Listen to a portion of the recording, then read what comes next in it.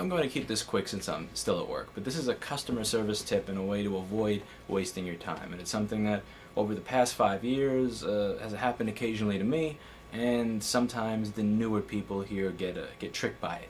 It's when somebody asks and actually agrees to a service and then says, oh, and while you're in there, can you do X? And you know, sometimes it's actually a reasonable request, like, oh, if you're already in there, can you see if there's dust or anything in the fan or this and that and the other?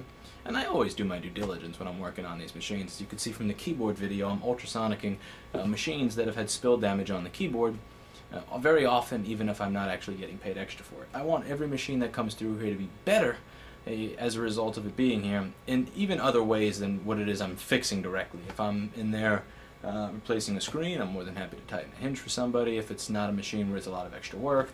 But a lot of the times people go, oh, by the way, while you're in there, can you do this, where this is something that's like totally separate, but just since they said, can you just, the word just is key here because they're making it sound like it's absolutely no work, no effort, no part replacement, or no anything.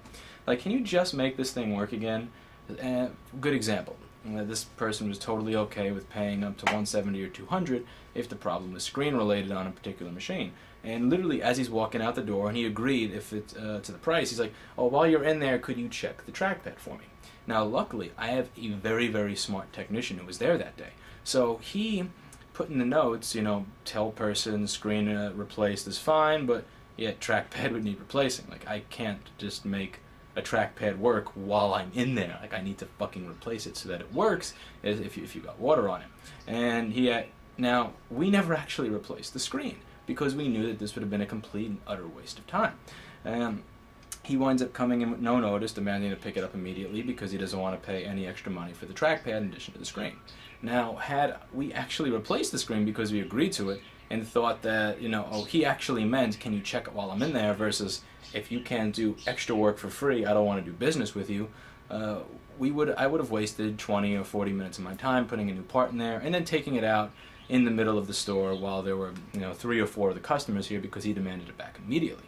But since I realized this from experience, that he's essentially saying, oh, he's devaluing the craft by saying, oh, while you're in there, can you just do this, where, you know, he's just kind of playing it down and making it sound like it's nothing, so that I'll do it for free, and I didn't do shit with it. I wound up not wasting my time and saving myself about 40 minutes.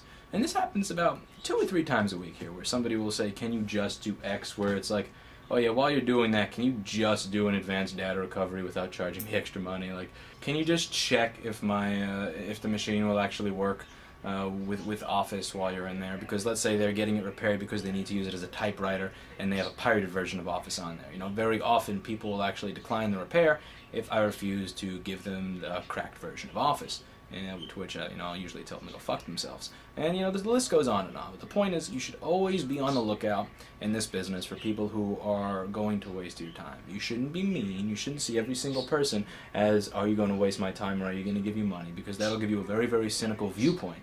But you should always be on the lookout for people who are going to waste your time. Because at my store, I have a lot of people who are not going to waste my time. And my priority, my responsibility, is to them. Not one asshole. So, hopefully you learned something and have a good day.